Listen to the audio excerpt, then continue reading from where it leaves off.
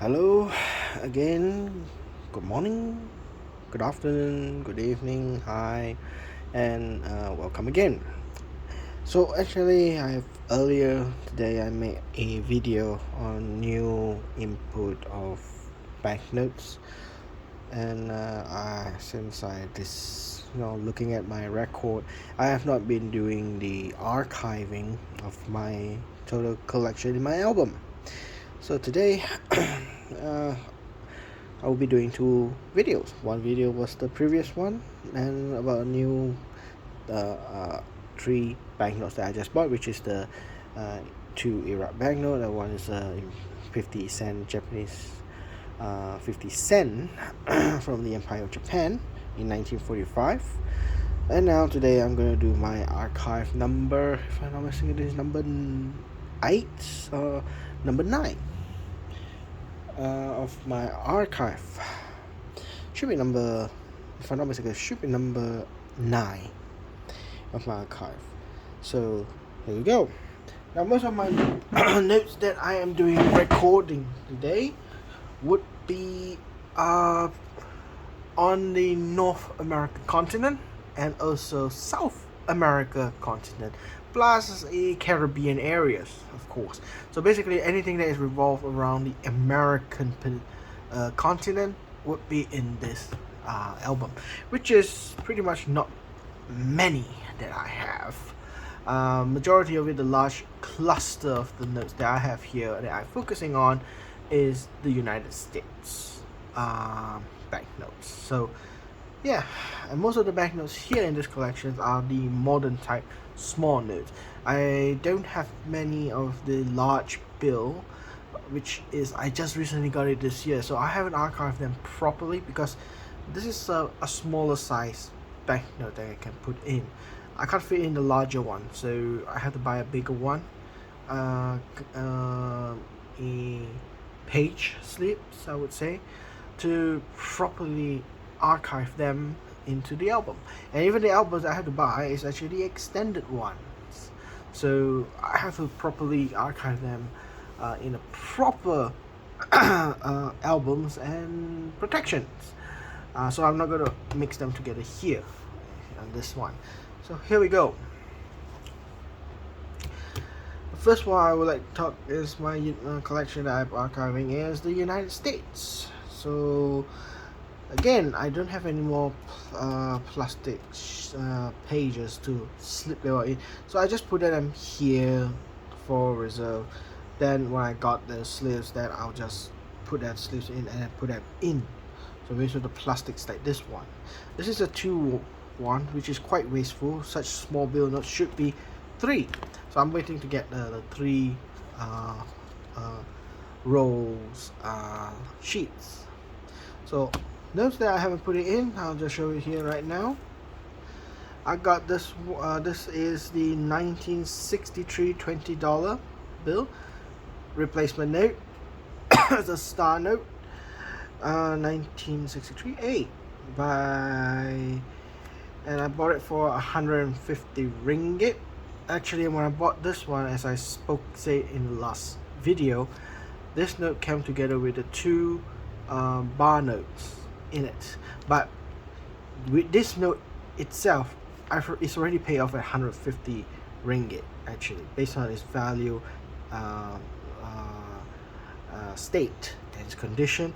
Is actually around 150 to 160 ringgit, the value of the note. So the bar notes are considered as a bonus note for me, which is, if I'm not mistaken, this one. Yeah, this one. The other one I've already given to my friend, which she didn't have. She loved American banknotes, so she collects American banknotes. So I offered a gift for her as the bar note. So I just told her that the bar note is one of the shortest a Secretary of Treasury. Only runs about 1 month, probably about 30 days. So in the shortest term of a Secretary of Treasury.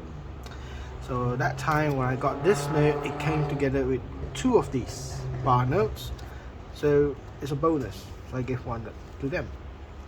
The other notes that I keep it here, and the stuff that I haven't archived it, is this one. The old $1 certificate, uncirculated.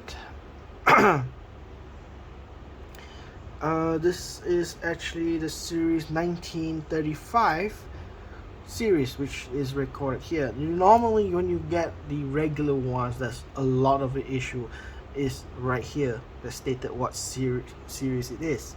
The very first one in this small size bill silver certificate $1, they will put it two sides here, one at the top left and one at the bottom right.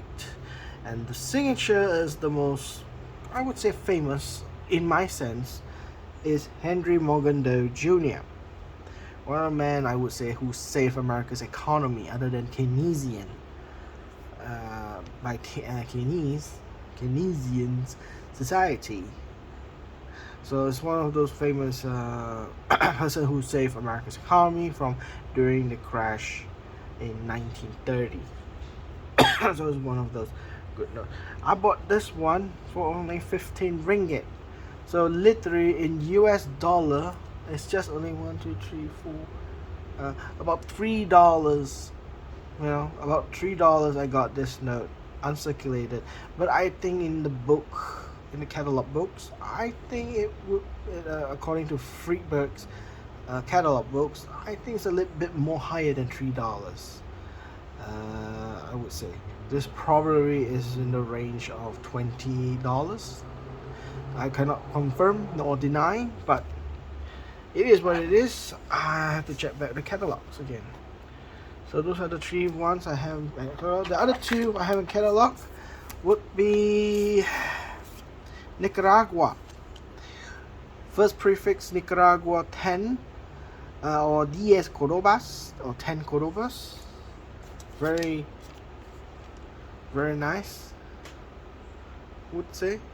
This one is kind of very simple, elegant yet simple. It's like very there's not much design in it. So knowing it is plastic, at that time the issuance is going to take long time to counterfeit this kind of polymer note.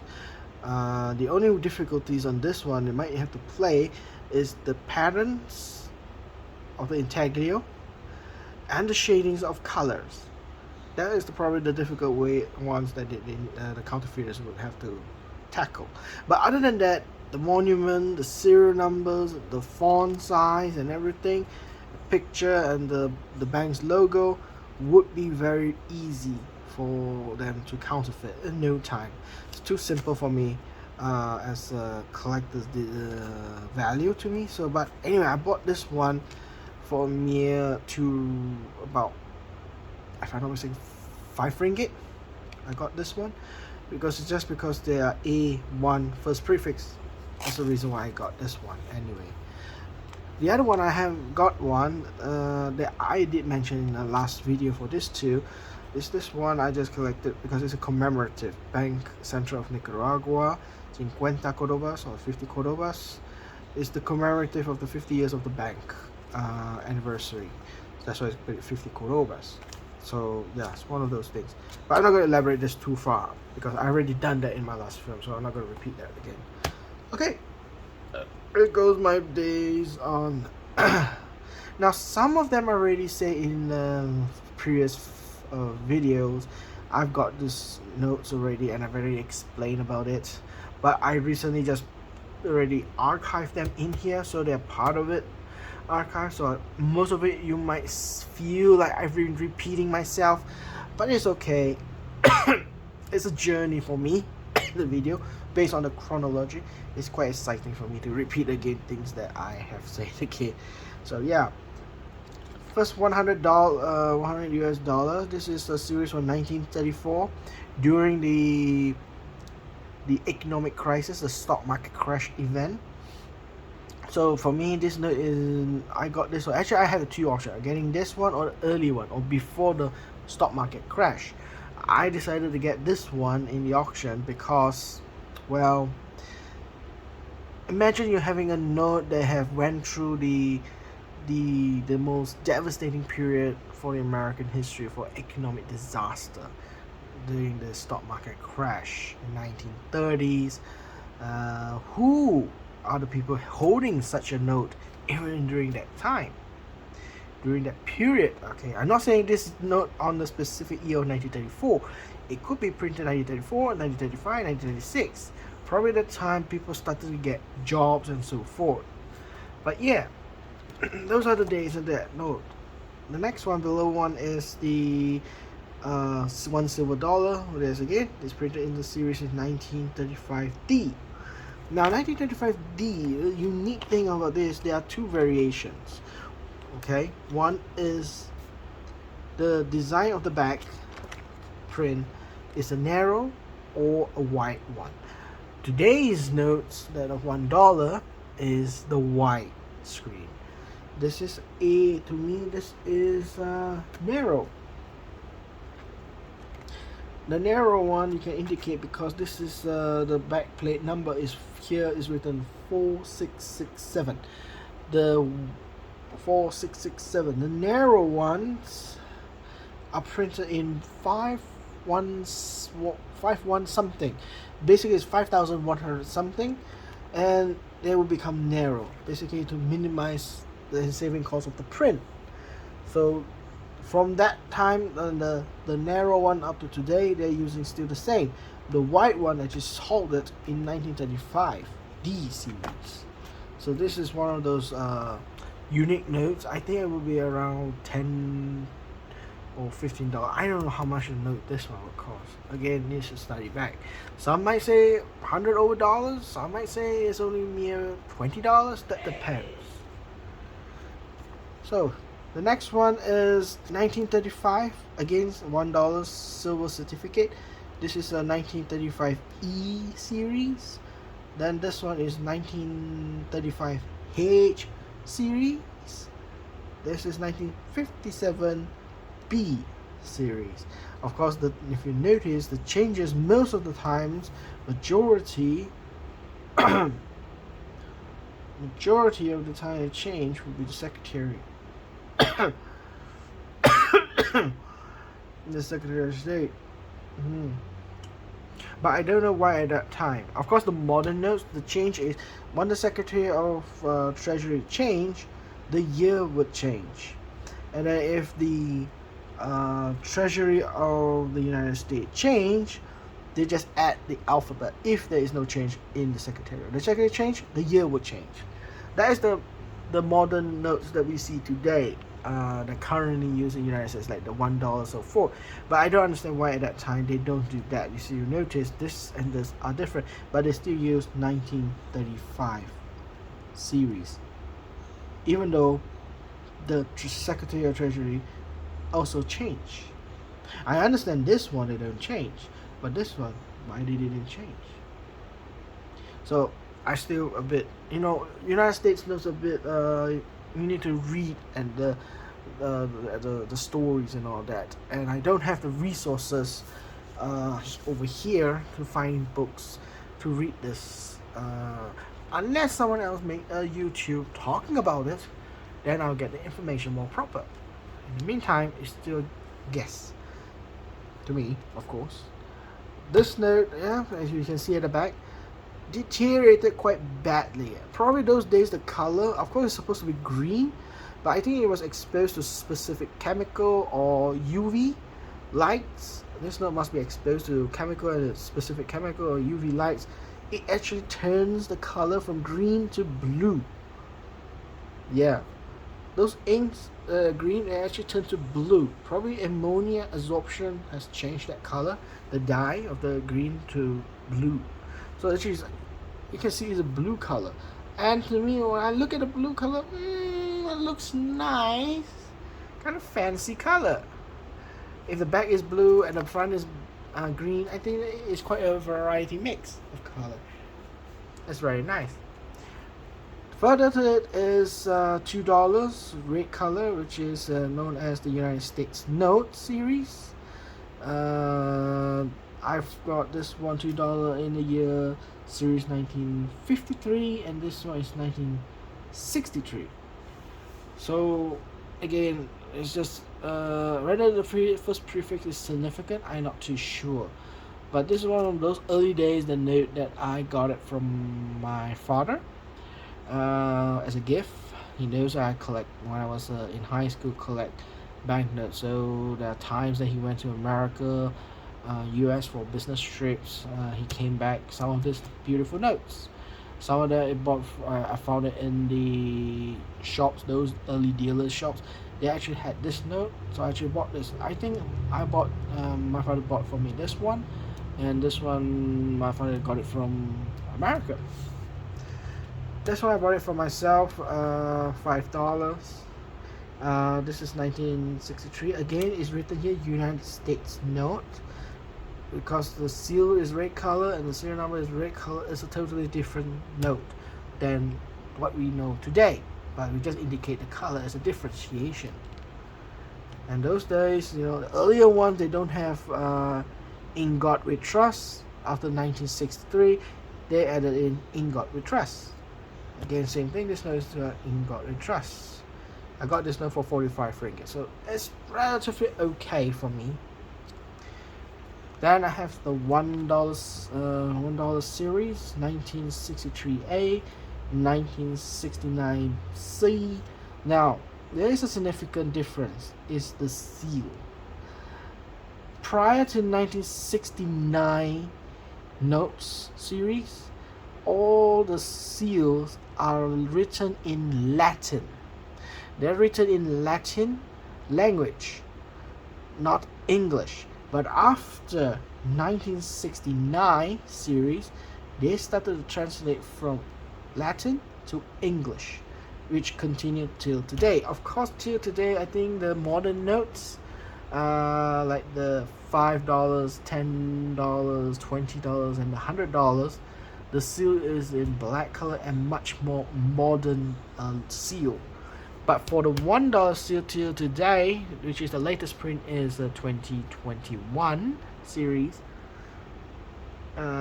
it still remain the same. There is a reason, but I'll get to that when we reach to the end of the American currency. I don't know, we just flip through there. So I have this is a 1985. 1988A, 1995, 1995. Now the difference is this one. This is A branch and this is F branch. For those who are in the United States, they probably know what it means. For those who are not, they're actually indicating the region that the so-called the Federal Reserve Bank's branches that controls the notes and distribute to those regions. So we have like there are 12 regions: A, B, C, D, E, F, G, H, I, J, K, and L. The A is representing, if I'm not mistaken, in Boston. The B is New York. C is Pennsylvania or something like that. And now it goes from the top of the United States, then to the south, and then to the Midland, and then Midwest, and then to the last one, L. Like this one, L is in San Francisco, which represents the west side of United States, including Hawaii. So there's a great reading material for this one to indicate what are the symbols are there and so forth. And then some of the security feature that I did talk about United States banknote.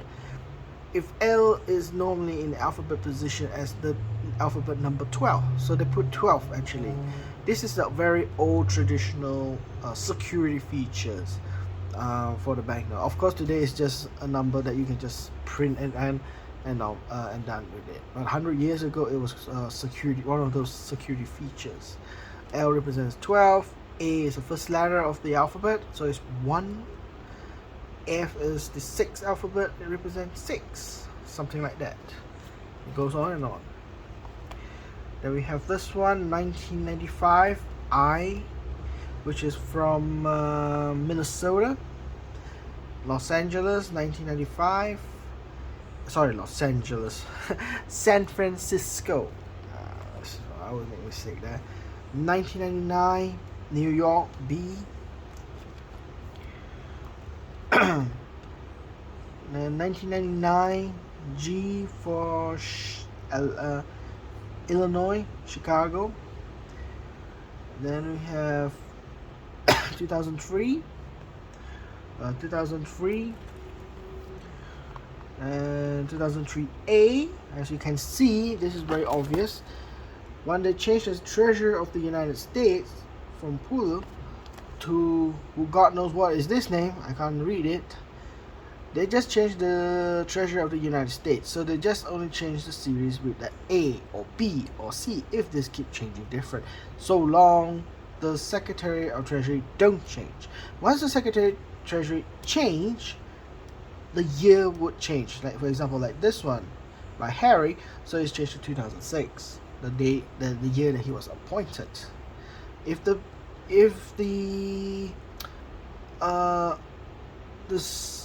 the Secretary of the United States, the Treasurer of the United States, the Treasurer of the United States change, then they just change the alphabet. That's it. So a lot of it I collected the $1 because they are more indispensably cheap to buy, and knowing that the United States, they have so much variety, at least minimum 12 variation for those each series. If those are very dedicated, they collect A to L. That's a lot of work to be done there. For me, I just collect different years and different alphabets of A, B, C, etc. I'm not focusing on collecting this one. So branches doesn't really bother me unless there are certain branch that specific year they print are very limited. Are limited print. Then probably I will go for it. Sorry, excuse me. Moving on, we have 2006, $2, 1976. Now this one is more memorable than other years of the $2. Why is it? In 1976, they reissued this $2. Actually, they halted the $2 because there is no point to create a $2 because it is vastly more cheap or equivalently similar value than just having two pieces of $1 rather than have this one to be made. So that they halted in 1963 and they never printed. But then in 1976 they considered to print it back again, because in 1976 is considered the bicentennial year of celebrating their independence. United States was independent. They achieved their independence in 1776 from the British. So this is perfectly good denomination. 2 could be representing the 200 years. Just put the $2, and it's 1976 issuance in that day. And the back, as you can see, is different than the previous one. As you can see, turn back those old dollars there. The older ones, the $2, they were printed at the back with Monticello. This one of the if I'm not mistaken, this building is the first Congress building, if I'm not, or the signing of the Declaration of Independence. That's the certificate of the building, Monticello. So they replaced the Monticello with the portrait of where the congressmen was sitting there, so the founding fathers signing the Declaration of Independence. That is the major change compared to the older ones. So the 1976 $2, in a sense, it's not valuable. It's still indispensably cheap to buy. Is in a very good price range, I would say.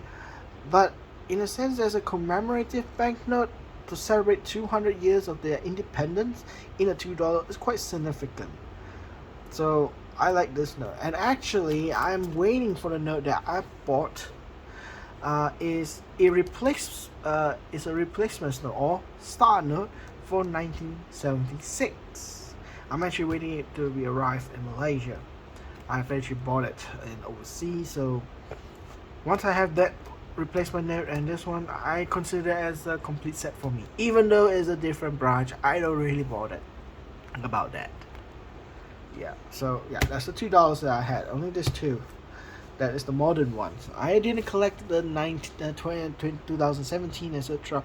But from that on, they decided to print again the $2 notes till today. The latest one probably is 2021. Not too sure. Haven't seen it. The next one I got is $5, the higher denomination. This is the older design, and then this is the newer design after 1996 onward. The design they changed from the portrait, a small portrait, to a bigger one like this. Of course, this is a modern. This is considered as the colored version. The 1996 to 2006, they were printed in monochrome. It's just black and green, only that two color. This one has a background color of like a purple, irradiate purple color. This is today's current design banknotes United States are printing now, from $5 to the $100 bill. Next one I have is the $50. This is the older one, $50. Again, significantly, is much more difficult to find the $50 compared to other denomination banknotes, because $50 are mostly used tearing very much or so in United States, because most of the bank ATM machines, when you collect money from the ATM machines, they spew out the 50 rather than 100 most of the time, and 20 and 10 of course. But rarely this one will be used in overseas for tourists, because they will carry the $100 bill, or that's what America would say, bill, rather than the 50 bill. So it's much more difficult to find a $50 note or $50 bill in my country, like Malaysia and so forth, or any country for that matter. The older $100, this is the year 1981. I got this specifically from the money exchange exchanger. I noticed that he had one of these, and of course I did tell him, would you like to change that with I would like to buy it from him. So he just charged me according to what he bought from the person, because eventually it was very sad moment for him, because he didn't realize that this note is already considered no value. It cannot be used or exchanged outside of the United States, because it's supposed to be declared as invalid for exchange. So you should not be selling or buying this note series outside of the United States. That is the so-called rules and regulations. So he actually got it, he didn't know, so I did give him to save, to him it probably saved his money, because eventually he got nothing, because the notes that he changed it to with the person that sold him this note, exchanged this note for Malaysia ringgit. He can't, the exchanger can't actually sell this back, because it became illegal and it's against the regulation. So the note is considered as worthless. But of course you can sell it to numismatic or hobby collectors, but it's business. He doesn't care about old monies and so forth as a collector, numismatic. He's not a collector. So I took a hand at that time to change with him with this one, so at least he get back his money. His business doesn't lose any money. His boss won't lose any money, but just get back the money. I just got it back from him. That's how I got this $100 bill. Now, of course, that rules and regulation applies only outside of the United States. That a lot of the banknotes are exchanged, even like the monochromes, $100 bill, $50 bill, whatever bill, are also considered no longer usable or tradable in or sellable in outside of United States. But if you're in the United States, all these notes, all these old notes, are still considered valid. Are still considered valid. They are still usable. These notes, they are all still usable. Because of the laws that the United States has, these notes are still legal tender. Okay, they haven't considered as non-legal tender and so forth. No, they're still considered as legal tender. But outside of the United States, where the U.S. law does not apply, a lot of the federal bank actually announced to other banks and other central banks that these notes, all notes, are considered discontinued. They cannot be changed, they cannot be traded, and so forth by anybody, even in the commercial banks. They cannot be sold or bought. These are considered as null and void, because the very good reason is because counterfeits. These notes are already vastly counterfeited, so a lot of it out there are fake, are counterfeited, or so good. They are counterfeited so good. They are categorized as what they call it, a super note.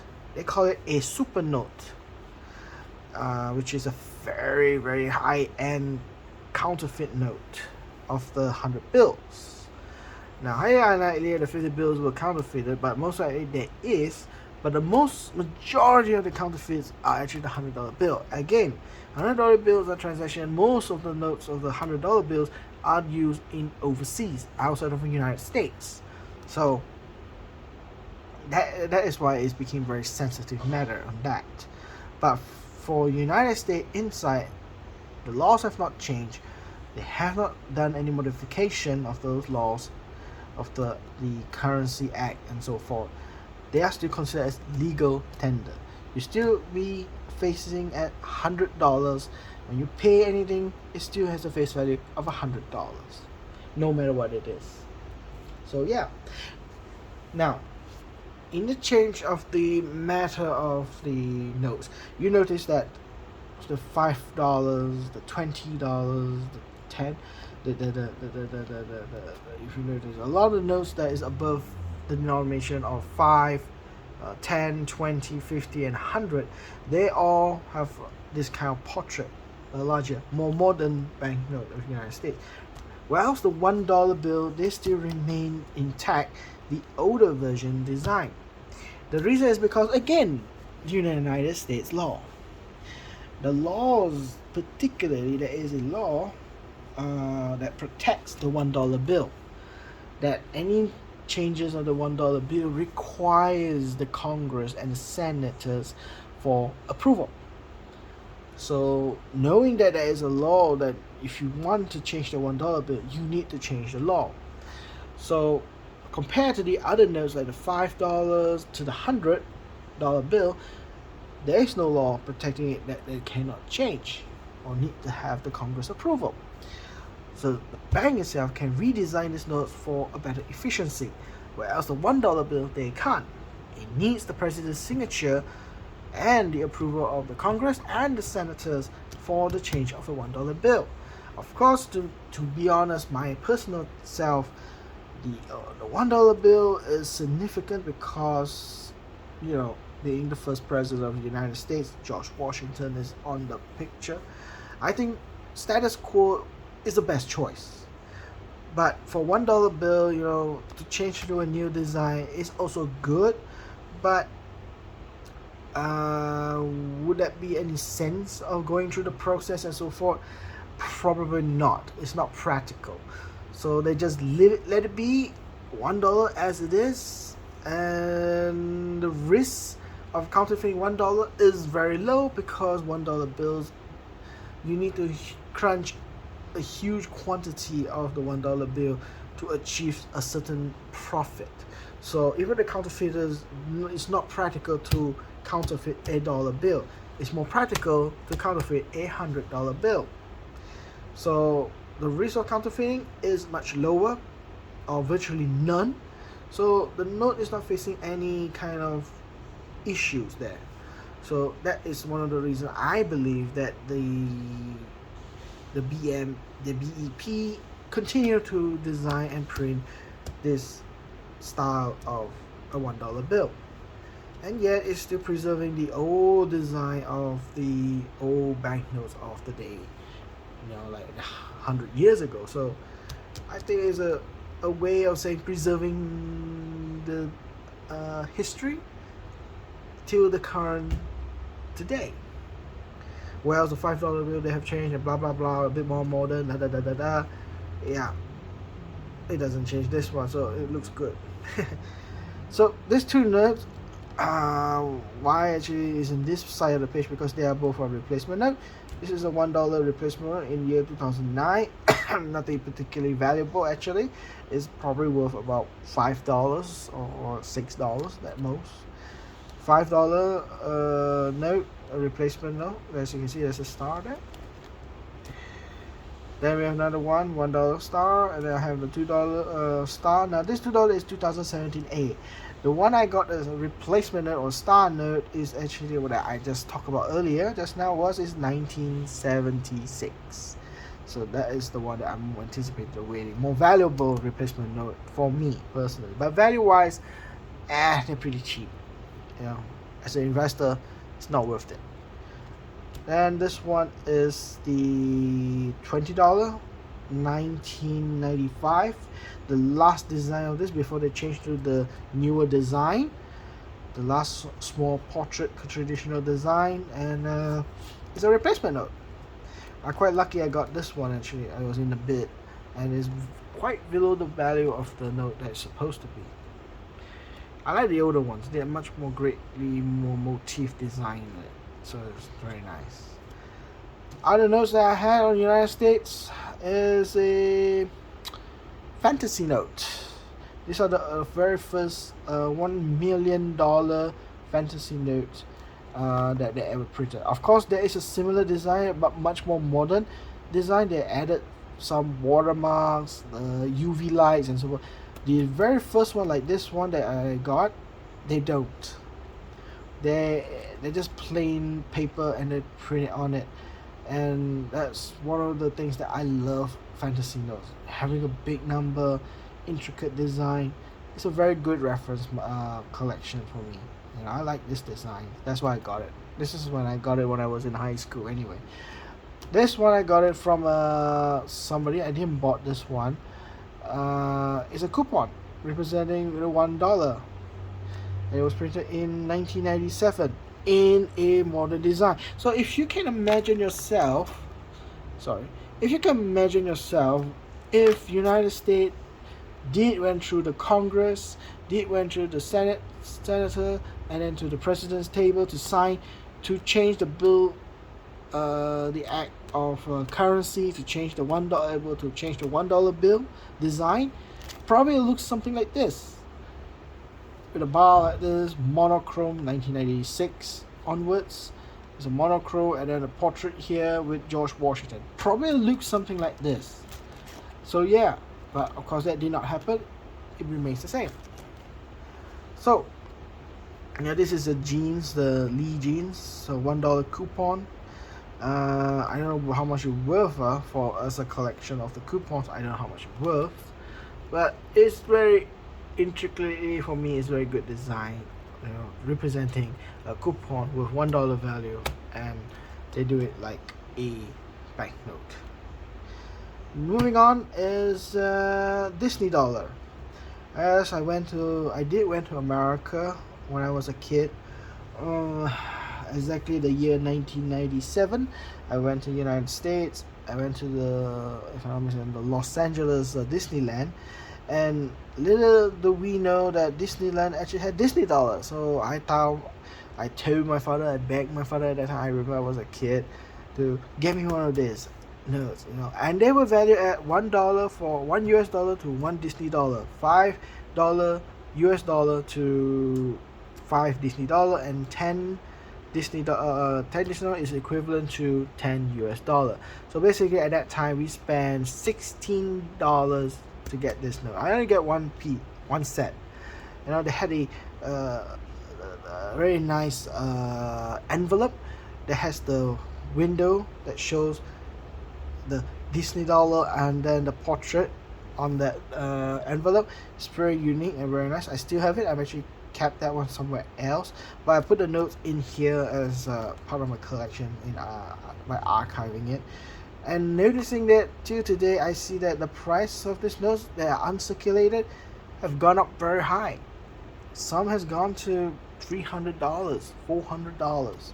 Of course, that I know that there is a note that is the expensive one, is the 50 Disney dollar.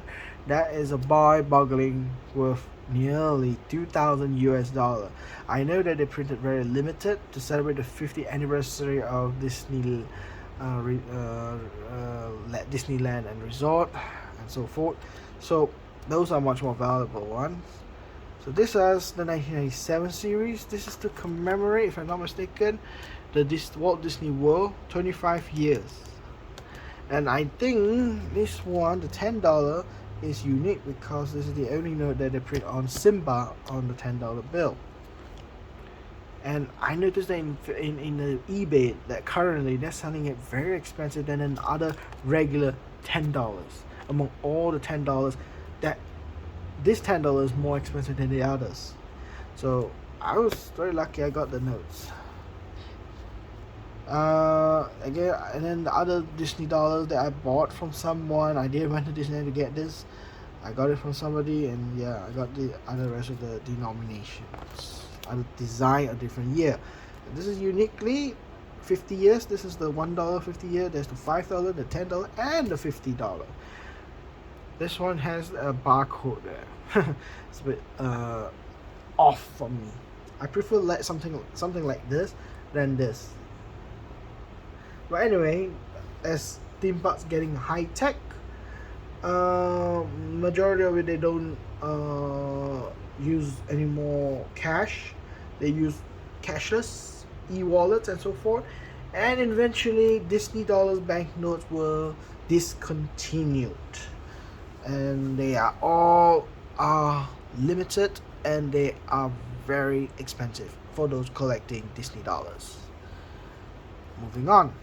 That's all I have from the United States. The next one will be from Canada. This is a commemorative banknote of Canada, the founding of the centennial year for Canadian Confederation. It was founded in 1867.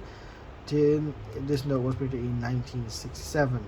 No serial numbers. I don't know how they keep track, but it's still worth as $1 Canadian. It's still worth $1 Canadian. Now, Canadian dollars, they are very unique. They use dual language, the English and the French, or some people might call it Canadian French. The $1, $1, Bank of Canada, Banque du Canada, and they have two languages working along together. This is English for Centenaire of Canadian Confederation. The bottom is French, La Centenaire de la Confédération Canadienne. I don't know how to pronounce this one. French in Canadian. But anyway, as I don't collect much of the Canadians, just on and off. If I found something nice, I'll just get it and keep it for some records. So Canadians are not much I have, just simple, low, they're nothing valuable, I would say. But I did get one of the notes, a Canadian notes, that has this portrait, the devil's face. I think I got that one as the 20 Canadian dollar with the devil face. But that one is graded, so I can't put a graded one because the grade one needs a extended one. They're quite big. It can't fit in here. So I actually separate them in another archive. The last $2 banknote, if I recall this says this is one of the last $2 banknotes, and then the Queen was transferred to the $20. Probably this year they're gonna change the banknote or the Queen to something else, but definitely I have not heard any news that they're going to change it to King Charles. So the world is moving on from the good days of the British Empire. So these are the former Marx. This is a commemorative banknote, $10. The few of the politicians, or I think I would say some of them are prime ministers. So that's all I have from Canada. The next one is Trinidad and Tobago. This is a very exquisitely good design banknote. I think this is a centenary banknote to celebrate 50 years of independence. And it's their very first A plus polymer banknote.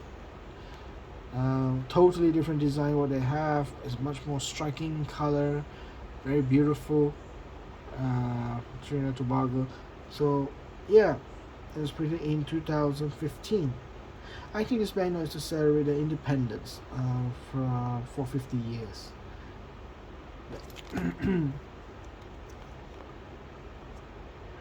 Then the older ones, there is the paper one. The older one is the $1, the $5. I'm missing the $10 here, and also $20. I'm missing the $50 for the older version, the paper one, and then also the $100 I just had. Of course, there are different variations of it, but one is enough for me. I'm not so focused on it, so I do not wish to expand this notes. After that, they changed totally everything into polymer. There's $1 polymer, $5 polymer, $10 polymer, $20 polymer. I'm missing the 50 polymer, and then now is this one. I have 100 one. Just recently got, and that's it. The next one is the Cayman Island Monetary Authority from Cayman Island. This is a Cayman celebrating 60 years of independent banknote. This is the new additional stamp to celebrate. It's a commemorative banknote. The regular banknote, $1, simple. Denomination is very expensive banknotes, I would say. The highest I could get is up to the $5. They have the $10, they have the $25, $25, then a $50, and then $100. Those are way expensive banknotes because Cayman Islands issuing banknotes are very limited number, so they're not much. They're very scarce. And there's one commemorative banknote I'm trying to get, but I don't have the money yet. Of course, is the $75. The so-called the Diamond Jubilee for Queen Elizabeth banknote. It's a commemorative banknote worth very expensive. The higher denomination, the ridiculous the price would be actually. If I try to get this one, $5, it already costs probably around 150 ringgit. So it's a ridiculous price. It's very difficult. Very, very difficult to get. The other one is Central Bank of Bahamas. This is known as $50 or 50 cent. 50 cent printed in notes. I got until $1, but there are many more, but I didn't find it because I don't collect them and focus collection. Then I'll intensively looking for that notes in that specific. And I have the Eastern Carribean, $10. Then I just recently got, as I have run through a couple of 2 videos back, I just slotted in the commemorative banknote for Eastern Caribbean for 40 years of independence banknote. Very beautiful. I like this one, the $2. Next is the Central Bank on Suriname, former Dutch colony, simple banknotes. And also the $2 for the Barbados. Actually, the Barbados series of the polymer, they are actually very, very beautiful. I'm thinking to get one set of this. They have the $2, they have the $5, the $10, until the $100 bill denomination. I'm attempting to try and find a very good price and get it. At the moment, I just got the $2. That's it. For Barbados, they're not much. I only got one note that is from Barbados, and the polymer one is the best. I have seen the paper, probably not so nice. That is why I never collected it. But once I saw the polymer, they are very beautiful. I feel like I need to get it for my collection. The next one is Cuba, the Spanish days in Cuba. This is the colonial El Banco Español de la Isla de Cuba, the bank, or the Spanish bank of the island of Cuba, is 1 peso. They have few varieties of this other denomination. I'm not able to find it and that time, but I didn't focus on Cuba either, so just now we're coming down to South America banknotes. Now South America banknotes, I don't focus on them very aggressively or lightly. If I found some that are very nice or very cheap, I'll just buy it and slot it in. So these are the notes that are very cheap. So if you are investors, these are very nothing. They're worthless, but they're interesting to collect. Some of these notes are interesting. There's pen ink. I don't really bother, but I don't have much of notes for Cuba, so I just bought it. And it's very nice, very beautiful. Peru, the old days of Peru, 5 and 50 soles. There are of course the newer Peru banknotes are very nice. They are. Paraguay notes. The modern Paraguay notes. Again, Bank of Nicaragua. Now this is much more nicer, much more detailed compared to the one that I showed you at the first round.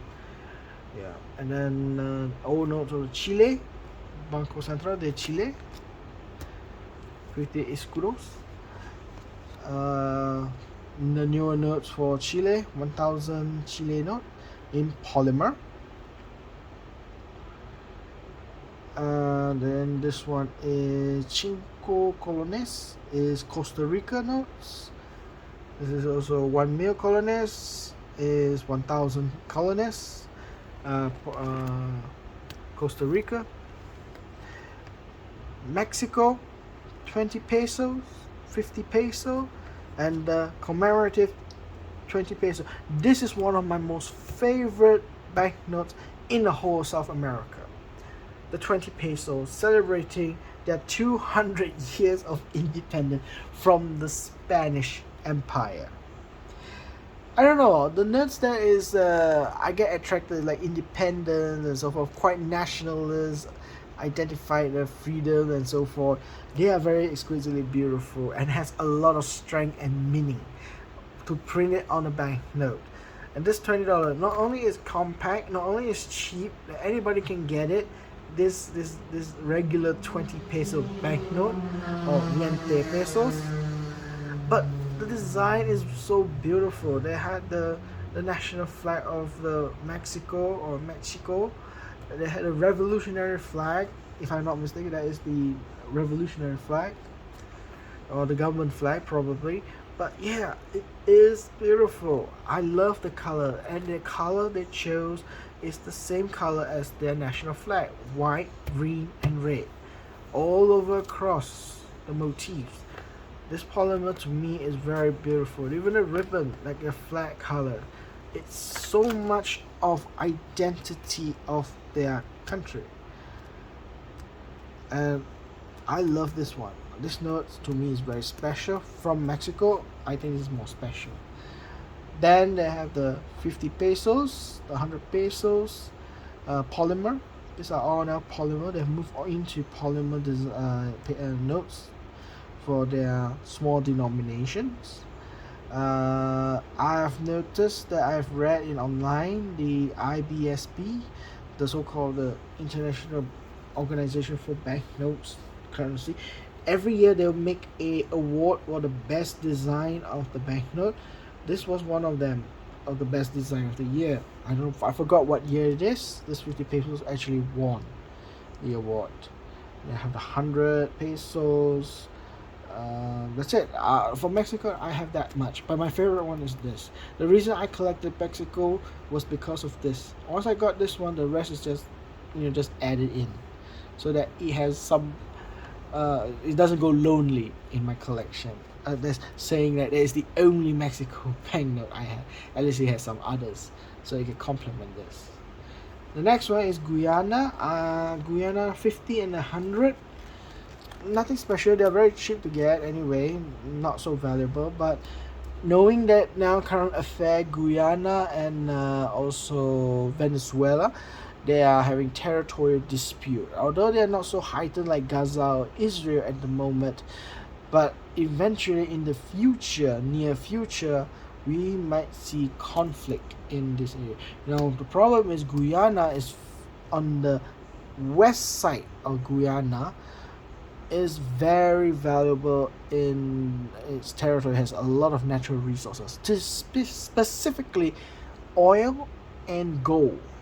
That is why Venezuela has going back to history saying that this territory of the west side of Guyana is belongs to Venezuela, and they will determination to get it back. But actually, it's because the land has a lot of gold and oil reserves in the west side of Guyana, not the east side. The east side is just a very fertile land, but not much of valuable resources for mining industries like or any petrochemical industries to establish. So that is one of the future conflicts that we might see in the future. Another one I have is a commemorative banknote, a polymer, is the Uruguay, celebrating 50 years of I'm not too sure, it's not independent or it's the bank. 50 years of this establishment of the bank, maybe. These are the current notes they're using in Colombia. These are two of Colombia. These are very nice. It's very commemorative banknote. I don't know whether it's commemorative or regular banknote, but to be honest, it's just another note. But this is the modern notes they're using today. This is 2 mil pesos. Okay. And then the next one I had Honduras. I have Honduras, five lempiras or cinco lempiras, dos lempiras, and 20 lempiras or 20 lempiras. 20 lempiras is polymer.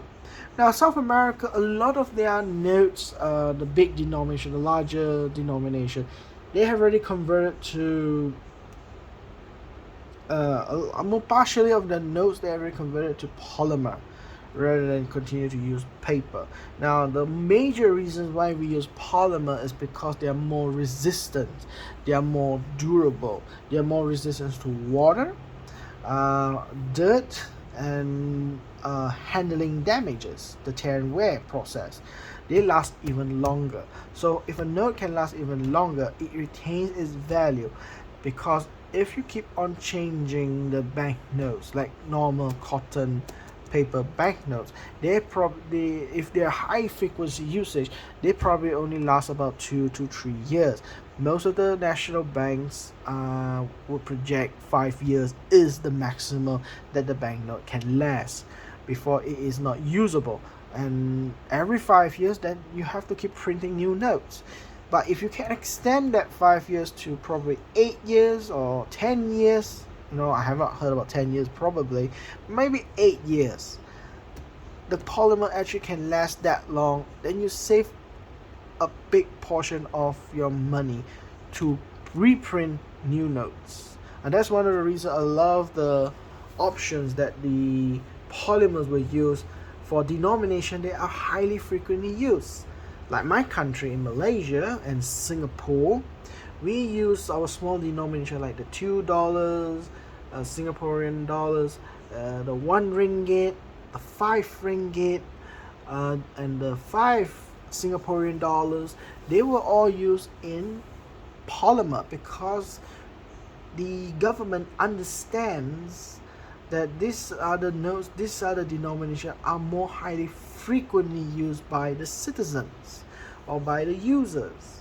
So it is logical that it should use a banknote, a material that can has a longer lasting or more durable to handle it. Whereas the bigger notes that is rarely used by the public may retain to use paper material, because again, polymer banknotes are much more expensive to produce, but the advantage is they give you cost saving for the low denominations. So a lot of the governments today, they are changing all the low denominations to polymer, whereas the high denominations, they still retain paper. Of course, there are some governments, some countries that they are very rich, they are very wealthy, and they did already consider to change everything to polymer. One good example, countries that have been using polymer for all their denominations of their currency, like Australia, United Kingdom, and next one I can think from my mind, other than these two, would be UAE, United Arab Emirates. UAE's new banknotes since last year are all starting to convert from paper to polymer. And one of the best thing about it is that polymers are quite beautiful, beautifully done. I don't know whether it can counterfeit much more easy, but it seems to be, it can be. But I love how they done their serial number fonts. They look like the check serial number. Basically the old style where the computers can recognize what is the number of that banknote. And I think that is very, very pretty in my view. Moving on, I think we're almost there to the back. The next one is Brazil. I didn't collect any much of Brazil other than the old notes that I find about under the common basket. There's one of the 100 Cruzados, and then this is the 1000 mil Cruzados overprint with one Cruzado Novo or new Cruzado. There was a currency revaluate, currency. One day I have inflation, they changed to a new currency, so that is the smaller denomination, from 1000 become 1. The polymer for Bank of Guatemala, un quetzal. Venezuela, I don't have much of the older Venezuela banknotes, but I have the one that during the happened the hyperinflation. So there's 5, there's 10 different signature from that different 5, and we have the 2 those different signature, 20, 50. The front part of the note is vertical, which represents a lot of it are the portraits of the people, famous actors or famous politicians, famous revolutionary or famous intellects of their country's heroes. They put it at the front in a vertical form, at the back in a portrait form, and at the back in a landscape form they put down natural creatures or animals behind, like the armadillo. They have the I think it's the dolphins and so forth, which is naturally found in Venezuela, of course. So these are the time where the notes were actually, hyperinflation. You can see 100, 2000, 100, 500, and start worse, the 1000, 5000, 10,000. They start to go up and then they revalue it from 20,000, then they revalue it to $2, 5, and they're all virtually very, very, very cheap. I got them the whole set for then 20 ringgit. That is how bad Venezuela dollars is. Much more worse than Zimbabwe's hyperinflation. At least Zimbabwe dollar has value. But Venezuela was down the drain. They are way, very, way low and very useless, and that's why they printed so much of the notes. It always becomes useless very quickly, and that's why they are very cheap to buy, because they don't have it at face value. It doesn't last long. So yeah, that is the Venezuela notes that I had. The last one I had is the category for Argentina. Again, this is before hyperinflation, then also gradually they had hyperinflation. I like the notes, the older one, like this one, because the motif design is very nice. I like this kind of methods of designing a banknote for security purposes. Whereas the modern ones are much more easy, they're much more simple for the banknotes. Again, they revalue, and I do not know whether because currently Argentina is governed by a new president. The president is trying to promote to abolish or discontinue using Argentinian pesos, but directly using US dollar. Who knows where we're going to go, but it is what it is.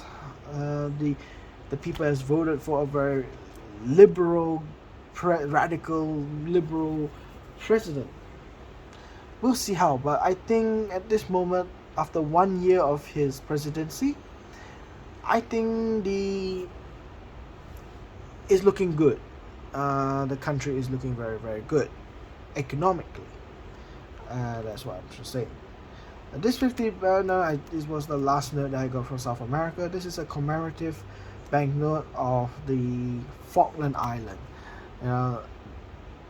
Argentina had a big fight with Great Britain during Margaret Thatcher's leadership as a prime minister. It went to war. Argentina declared that this island is supposed to belong to Falkland Island. Falkland Island belongs to Argentina. Then UK says no, it belongs to Great Britain. They had an election, they voted, and then the people actually wanted to remain under the United Kingdom, under United Kingdom's administration, and all hell broke loose. War came. So the sentiment till today is still there. Argentina still pursue Great Britain to return the islands to the sovereignty of Argentina. Great Britain's ignore it, and blah blah blah. It still remains as a Falkland Island. So there you have it. This is my only catalog from my archive album for US dollar. From American continent, North and South America. So yeah. That's not much to say, so that's it. So thank you very much for listening and enjoying this video. If you have comments, please do put in. If you do subscribe to get future notification, and share if you can, so that I can get more viewers to share my experience to everyone. So thank you very much, and I hope to see you very soon, next week probably. And thank you. Bye.